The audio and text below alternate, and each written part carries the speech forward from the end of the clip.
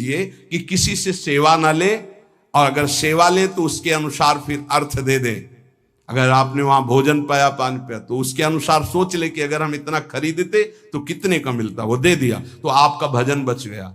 कभी आपको कोई प्रणाम नमस्कार करे, तत्काल बराबर प्रणाम करो। किसी को अपना भजन का हिस्सेदारी नहीं, सबका मंगल हो। ये भजन जितना बढ़ेगा तो आपको भगवदाकार कर देगा। दिन रात 24 घंटे में 21,600 श्वास चलती है। 21,600 श्वास में 6 घंटा तो सोने के चले जाते, उसमें तो चेतना नहीं रहती। अब हमको अगर 21,600 नाम हमको जपने को मिल जाए तो हमारी हर श्वास सार्थक हो जाए। जो हम 5-6 घंटा सोते हैं उसमें जिनका अभ्यास है तो बात अलग है, नहीं तो वो व्यर्थ जाती है। तो हमें एक श्वास में कई नाम जपने का अभ्यास करना चाहिए, जिससे 200 माला फेरने पर ये 21,600 श्वासों की गणना पूरी होती है।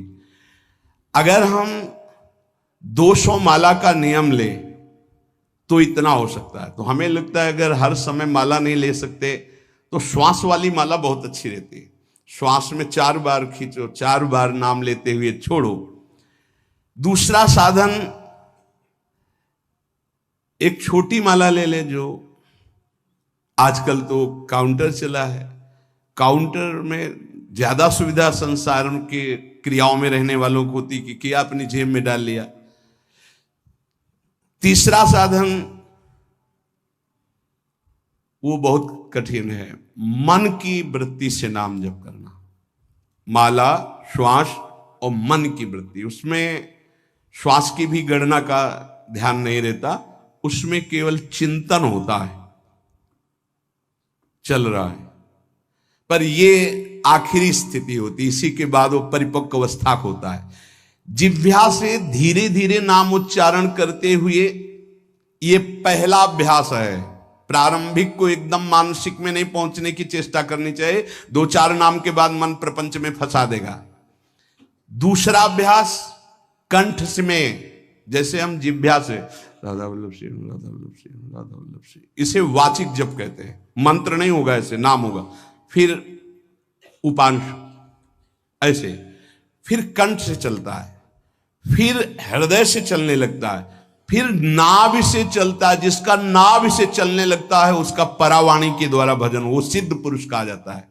4 वाणी, परा, पश्चंती, मध्यमा, वैखरी। वैखरी जो बोल रहे हैं, जो कंठ से, फिर हृदय से पश्चंती, परा नाभि से, मूलाधार केंद्र से लेकर के संपूर्ण ब्रह्मांड में इसमें नाम गूंज रहा है, वो सिद्ध पुरुष का होता है। पहला अभ्यास जिह्वा हिला करके शुरू करें, राधा राधा राधा राधा। फिर कंठ से, कभी हमारे सदगुरुदेव भगवान को देखना, अगर कोई आ गया और बातचीत का हुआ तो यहां से तत्काल चलता दिखाई देता है ना, कंठ ऐसे ऐसे हिलने लगता है कंठ। अगर शांत बैठे तो फिर नहीं दिखाई दे। अगर कोई है आसपास तो इतनी तीव्रता लगन होती कि कहीं छूट ना जाए नाम। कंठ से विशिष्ट अभ्यासी का, फिर हृदय से परिपक्व अभ्यासी का, और नाभि से सिद्ध महापुरुष का, परावाणी से चलता है। अगर 1 वर्ष तक जिह्वा से अभ्यास किया जाए, ये मैंने किया है, नारायण स्वामी कहते हैं, तो दूसरे वर्ष में कंठ से प्रारंभ हो जाता है। 2 वर्ष कंठ से चले तो अगला हृदय से प्रारंभ हो जाता है, और हृदय से 3 वर्ष चले तो फिर नाभि से 7 वर्ष में नाम सिद्ध हो जाएगा। अगर नियम पूर्वक झूठ ना बोले, सत्य आचरण करे, ऐसे नाम जप करे। हम ये कहते हैं कि चलो थोड़ा धीमे ही सही, पर 12 वर्ष में तो आपको सिद्ध हो जाना चाहिए। 12 वर्ष, यहां बोले 30 वर्ष के 50 वर्ष हो गए साधन करते हो, ज्यों कहते हो कोई परिवर्तन नहीं। इसका मतलब अंदर से नाम नहीं चलाया जा रहा, नाम में रुचि नहीं। 12 वर्ष में तो भगवत साक्षात्कार करके जागृत स्वप्न सुषुप्ति अवस्था पर विजय प्राप्त कर लेता है साधक। ऐसा ही स्वामी जी ने किया, नारायण नारायण नारायण नारायण नारायण ऐसी सिद्धावस्था हो गई थी, एक टाट की लंगोटी, एक रस्सी कमर में, बस। बड़े ही उच्च कोट और बहुत बड़े अरब खरबपति घर के बालक थे। सारी सिद्धियां उसके पैरों में लौटने लगती हैं, जिसका नाभि से भजन प्रारंभ हो जाता है, परावाणी से। अजपा जाप उसे ही कहते हैं जो नाभि से होता है। अजपा जाप करने वाले उपासक में जो अजपा जाप करने की चाह रखते हैं, पहला भोजन पर ध्यान दे, सात्विक भोजन, पवित्र भोजन। भाई नाम का स्वाद नहीं मिला तो कुछ लोग जो है बहुत प्रसन्न होते हैं जब सांसारिक पदार्थ आता है। बड़ी कृपा श्री ठाकुर जी की रही है कि इस विषय पर जो है बहुत परिपक्व किया है। रोटी नहीं मिली, ये रबड़ी रसगुल्ला की तो बात जाने दो। गंगा का किनारा, गांव में जाना नहीं, जो आकाश वृत्ति से वो आ जाए वही। आप लोगों को तो रोटी तो मिल रही है।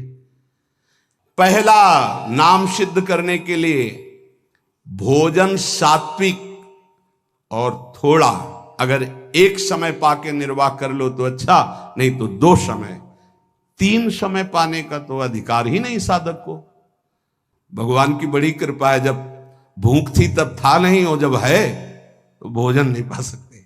वो बड़ा लीला बिहारी, जब भूख थी तब भोजन नहीं, और जब भोजन है तो नियम कानून इसके लग गए हैं, ये इतना इतना। दूसरा, पहला भोजन पर पवित्र। देखो नाम जप के लिए बहुत आवश्यक है, यही जीवन है कि अगर आप नाम जप करने लगे तो हमारा बोलना, हमारा जीना सार्थक हो जाएगा। अगर नाम जप आपको करना है तो पवित्र भोजन होना चाहिए। 2 टाइम भोजन पाना है तो थोड़ा थोड़ा पाओ, पेट ना भरने पाए, ऐसा ना लगने की वजन बढ़ गया है। वजन बढ़ गया है तो भजन घट गया है, वजन घट गया है तो भजन बढ़ गया है। देखो तुम्हारे संसारिक संबंधी माता पिता चाहेंगे कि तुम्हारा चिकना शरीर होना चाहिए, हष्ट पुष्ट होना चाहिए, लेकिन हम चाहेंगे कि तुम्हारा भजन पुष्ट होना चाहिए, भगवदाकार वृत्ति होना चाहिए। शरीर तो आज है, कल नहीं रहेगा, चाहे जितना चिकना कर लो। संसारिक माता पिता के प्यार में और गुरु के प्यार में यही अंतर है। वो आपके स्वरूप को पुष्ट करेगा तो शरीर तो अपने आप, मन प्रसन्न है तो वो स्वस्थ है, अस्वस्थ होने पर भी स्वस्थ है। अगर शरीर स्वस्थ है और काम वासना है, नाना प्रकार की चिंताएं, ये थोड़ी माता पिता दूर कर पाएंगे। वो तो तपस्या और साधना से ही दूर होती है, ध्यान रख लीजिए। अधिक भोजन पाना, शरीर को बहुत पुष्ट बलवान कर लेना, तो हर इंद्रियों को भोग देना पड़ेगा आपको। वो कोई तपस्वी होता है, जो तपस्वी होता है वो संयमी होता है, जो संयमी होता है उसके चर्बी नहीं होती, ध्यान रखना। युक्ताहार विहार से, प्राण पोषण के लिए केवल शरीर में अन्न जाए तब नाम में प्रीति होगी। खाते खाते अनेकों जन्म व्यतीत हो गए, वर्षों व्यतीत हो गए, अरे अब तो भजन कर लो, कहां तक खाओगे? ये नरक कुंड है, डाला विष्ठा बन गया। नींद, एक नियम बना लो कि इतना ही सोना है। पता नहीं सोने में कौन सा सुख, नींद में केवल एक बात का सुख होता है, आपका संसार का चिंतन नहीं होता, तो आप जो शांत रहते हैं वो सुख होता है, लेकिन वो तमोगुणी सुख है। अगर आप जागृत में संसार का चिंतन न होने दें और भगवत चिंतन कर रहे हैं तो आप महापुरुष हो जाएंगे। सो सो के जीवन क्यों बर्बाद करते हैं? एक टाइम रखिए सोने का, बस। ये कोई तुम्हारा सुख नहीं है, ये तमोगुणी सुख है। निद्रा आलस्य प्रमादोत्तम तत्तामस मुदाहृतम। और एक बात समझ लो, यद तज्ञे विस्मि परिणामे अमृतोपमम, जिसमें विष जैसा शुरुआत में लगता है उसका परिणाम अमृत होता है, और जिसकी शुरुआत अमृत जैसी लगती है उसका परिणाम विष होता है। प्रातःकालीन उठ करके सत्संग में आना विष जैसा लगता है, लेकिन उठ के आ रहे हो तो इसका फल अमृत होगा। ब्रह्म मुहूर्त में सो रहे हैं, जीवन बर्बाद कर रहे हैं, अरे ब्रह्म मुहूर्त में उठिए, स्नान कीजिए और सच्चिदानंद भगवान में चित्त को जोड़िए। ये विष जैसा लगता है, परिणाम अमृत जैसा होता है। तीसरा, 24 घंटे में 1 घंटे का तो एकांतवास करना सीख ही लो, चाहे गृहस्थ हो चाहे कोई भी हो। 1 घंटे हमसे कोई बात नहीं करेगा, अपने दरवाजा बंद, थोड़ा 1 घंटे कोई ऐसा समय निकालो जिसमें चित्त को केवल श्री कृष्ण से जोड़ो, प्रियाजू से जोड़ सको। चौथा, विरक्त साधक तकिया, गद्दा, ये सब चीजें अगर लगा के सोओगे तो नाम जप नहीं होगा। देखो, हितधाम में कुशासन और एक ईंट कुशासन के नीचे, सर्दी में ओढ़ने के जो हमारे कंबल थे वो आटे का बोरा बलराम जी ला के दे थे। जीवन को यदि आप कसौटी पे नहीं कसेंगे तो भजन नहीं होने वाला। अब तो शरीर रोग से ग्रसित है, आप चाहे जहां रखो चाहे जैसे रखो, प्रिया जो जाने। जब तक हमें भगवदाकार वृत्ति ना हो जाए तब तक विषयों को स्वीकार नहीं। ऐसे हैं साधक, बड़ा सुख मिलता है। एक ऐसे पड़ा हुआ है आसन, उनके कमरे में जाके देखिए, केवल आसन ही है। कितने ऐसे साधक राधा के कुंज में रहते जिनकी चटाई केवल है, न तकिया है, न गद्दा है, न कोई। उसी चटाई को ऐसे खड़ा कर दिया, बिछा लिया, बस उसी में पड़े, भोजन मिला पा लिया, ऐसे रह रहे हैं। कमरे में देखो जाके तो ऐसा लगेगा कि इसमें कोई रहता ही नहीं, कुछ है ही नहीं, केवल चटाई है। तकिया गद्दा विशेष विलासिता की वस्तुएं तो नाम जप नहीं होने वाला, ध्यान रखना।